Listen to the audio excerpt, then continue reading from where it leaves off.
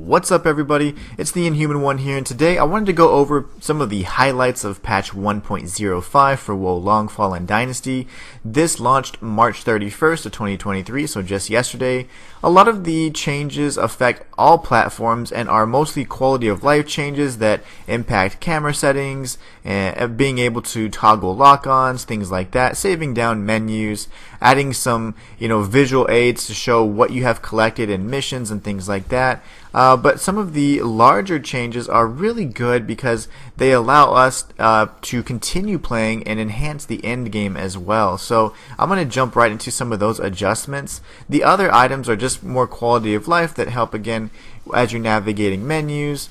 Indicators that's showing your exceeded 100% weight or equipment burden and things like that. So the adjustments though for the drop rates are really the key, and I did want to focus on those because there had been a lot of complaints in the community, not from myself but from the community as a whole, saying how the drop rates were just abysmal and how that was something that was really killing the game. But there were some really excellent farming routes available. I know that for now the Zuyan is not necessarily the best, but after patch 1.05 the drop rates have increased significantly, so it's possible that that could be a viable option to farm again. I actually have a method that I've found that seems to be a little bit more effective and efficient. And if you want to check that video out, just click on the video on screen, and this is going to give you the absolute best farming route to guarantee 5-star gear in seconds. And you can farm this route endlessly. I mean, it is an excellent route. You can probably do the route hundreds of times within the span of an hour. So I strongly suggest you do this. And if you guys want, I can also jump into my build that I use for this, which is my luck or farming build. So I'd be more than happy to put that guide together. But back to the video at hand, we're just going to talk about some of the drop rate adjustments for patch 1.05. So I'm going to go ahead and read it line by line from the TeamNinjaStudio.com website. So adjustments. Made the following adjustments to drop rates. Increased the drop rate of items with high rarities after defeating bosses in main battlefields. So that right there is going to allow the Zuyan farm to be viable again. Increased the drop rate of items with high rarities after defeating sub-battlefield bosses in duels. So the duels where you're facing off with Xiao Xiao and all of the other named warriors are also going to have increased drop rate. So again, now any boss fight essentially is going to have an excellent drop rate. So if you want, I mean, depending on how good you are, you can farm some of those other bosses as well. Now the one thing that is still uncertain is their loot tables. Some loot tables are much larger than others, so I would probably suggest sticking to the route that I've designed and found for you guys in the video, or the Zuyan route that kind of has been popularized by all the different content creators so far.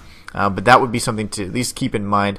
Keep in mind the loot table and the loot pool of the enemy or boss you're defeating, because if it's a small loot table and it only has specific gear, once you farm it, it doesn't make sense to continue farming it unless you want to get multiples of the same set. If not, you want to find a farm route that's going to have a much larger loot table so you can go ahead and get as many different sets as possible.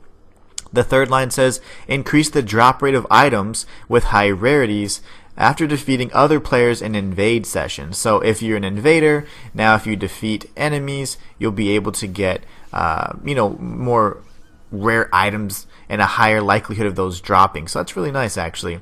They've made some adjustments to the treasure chests as well. So it says made adjustments so that the items from treasure chests containing equipment will incur random loots only when opening them for the second time onwards. As you know, on your first playthrough, on the first playthrough in the New Game Plus, each of the chests have specific loot that's guaranteed the first time you open it. For example, some of the rank 9 pieces of whether they be metal or leather, which are no longer there in the subsequent playthroughs if you replay the missions. But now it looks like you can get random loot from these chests onwards. Now we know that, but hopefully it looks like there's been some adjustments. So look at the note. It says, starting from the second playthrough, such items while having higher upgrade levels, are also more likely to be of higher rarities. So maybe, just maybe, this makes it possible to start obtaining other ways to find rank 9 pieces of leather and armor, because as of now, the only way to do it end game after you've obtained all the pieces through all the chests available in the game is to purchase them through accolades, which I think at this point in time, for one single piece of rank 9 steel, it costs about 15,000 accolades. And really the only way to farm accolades is to defeat enemies that have defeated other players while in online mode. And it nets you about 300 to 400 accolades. That's only on New Game Plus. On the standard playthrough, you're going to get like 60 to 100 accolades, which is nothing. So having to farm 15,000 accolades to purchase one piece of rank 9 steel, while any upgrade typically takes anywhere from 3 pieces, it's pretty difficult. You're going to need 45,000 accolades to be able to purchase rank 9 and upgrade, some of your final or favorite pieces to the final level, rank 9. So it is a little difficult. Right now, I think that needs to be adjusted, but this may be alluding to the fact that now chests might have that kind of loot available. If not, accolades is really just the only way to go, and that's going to make it very difficult for us especially who are experimenting with different builds, to be able to max out, one of our new experimental builds all the way to +9 if the availability of the rank 9 leather and metal is just so abysmal and so scarce, if you will. Anyways, let's see. They've also made adjustments so that items with higher rarities are more likely to be dropped after the player defeats enemies with higher morale ranks than the player's current morale rank. I think this would be very important if you're trying to develop a farming route, or even if you do the farming route that I've laid out for you guys in the video that I mentioned earlier. If you skip some of the smaller flags, you can definitely just get the battle flags, and once you get to the farming route area, if you're at a lower level than some of the enemies that are going to be dropping the loot, you're going to be able to get even more rare items. And apparently the likelihood of getting the higher rarity items is based off of your difference of morale rank. So that's pretty nice. Something to consider while doing the farming route. Over time, though, you're going to be maxed out at 25, and they're going to continue to be at their level. And, it's just probably nice to increase the drop rates early on in the farming route. Other than that, it looks like they've adjusted, again, some lock-on type criteria to prioritize enemies that are closer than further away, because I knew I had some issues with that once they adjusted the critical and deflection, where you're able to toggle your lock-on between enemies while doing those animations. But aside from that, that's really the most important part and changes that have been made so far. So essentially, aside from fixing some major bugs and then doing some quality of life changes with even things like the camera and the photograph mode, the biggest changes so far, and the most important, I think, in my opinion, for the community, are the drop rate adjustments. So I hope that was beneficial for you guys. I know I went off the riff a little bit, but I want you guys to kind of expect a little bit more of that from me. More specifically because I want Inhuman Live to be a channel where I'm just kind of talking from my mind and not reading off of a script. I want this to be the raw, unscripted version of the channel, so at least this channel anyway. So Inhuman Live is going to be a little bit more raw, a little bit less polished, but not in a bad way. It's just less scripted, so I want to still give you guys the same great information, all of the guides, and cover all the different things together, but I do want to lean towards returning to my roots, which were 100% live content on this channel. And guys, I really do appreciate you guys sticking around if you have for this long.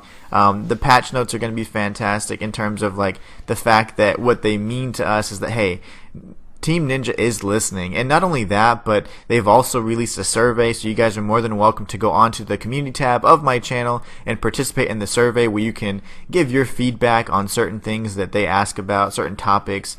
Some that stood out had to do with having even the English language available, how important that was to us. It talks about other things as well, the mechanics and all that. I think in general, Wolong Fallen Dynasty is an excellent game, and if you're not accustomed to the Team Ninja way of doing things, like a Neo kind of game, for example, where you have the ability to select missions and submissions that are essentially going to be taking place using the same assets but just slightly different routes, different enemy layouts, etc.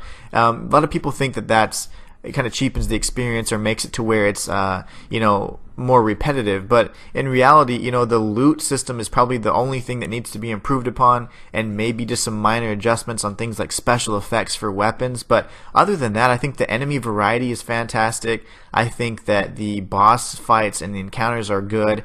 The mechanics in regards to the spirit gauge and how you can have better effects or impacts if it's positive versus in the negative, I thought that was really nice. It kind of takes it away from that standard let's take turns and let's take turns striking each other like you kind of feel in the earlier Dark Souls games. This is, I would say, something of a Souls-like, but more importantly, it stands out because of that spirit gauge and the deflection mechanic and emphasis. So even though I have not yet played Sekiro, it makes it feel like more of that vein where parrying and deflecting and counterattacking, and as opposed to dodging and dodge rolling endlessly, are the emphasis of this game. So I love that, and not only that, but this looks so flashy. I mean, some of these fatal moves and critical strikes just look amazing, and when I first saw it in the demo, I was just very pleased. One thing I wanted to mention is, have you guys seen that weird change they've made with I guess the General of Man, where now if you parry, this has occurred since the previous patch, but if you parry his critical strike, you don't break his arm anymore. It doesn't shatter. So it looks really strange, feels strange. I don't know if you guys have experienced that, but I certainly have. But anyways, I hope you guys have been enjoying Wo Long Fallen Dynasty as much as I have. This game has served as a milestone for a number of different things for me in my gaming and content creating career, so really excited. This is one of the first games I actually got a key from a AAA publisher. So Koei Tecmo sent me the digital deluxe version beforehand, and it was amazing. The first time I'd ever received one from a AAA publisher, so just really cool. And I just wanted to spend a lot of time on this game to kind of pay back how it helped me get through a rough time during my YouTube career. So you guys are awesome. Thanks so much for the support. Be sure to check out more content like this, and if you do want guides, just let me know. I got a luck guide, a luck build guide. I have a metal build that I have ready for you guys as well, and there's one more, I think. My actual, I'd say, wood-based build that I use for my playthrough, my casual playthrough, before I actually even start experimenting with the build. So if you guys want to check those out, just let me know. I am going to be posting a few more build guides before we jump into the challenge run next week. So I hope you guys have a great rest of your weekend, and until next time, it's the Inhuman One signing out. I'll catch you guys next time.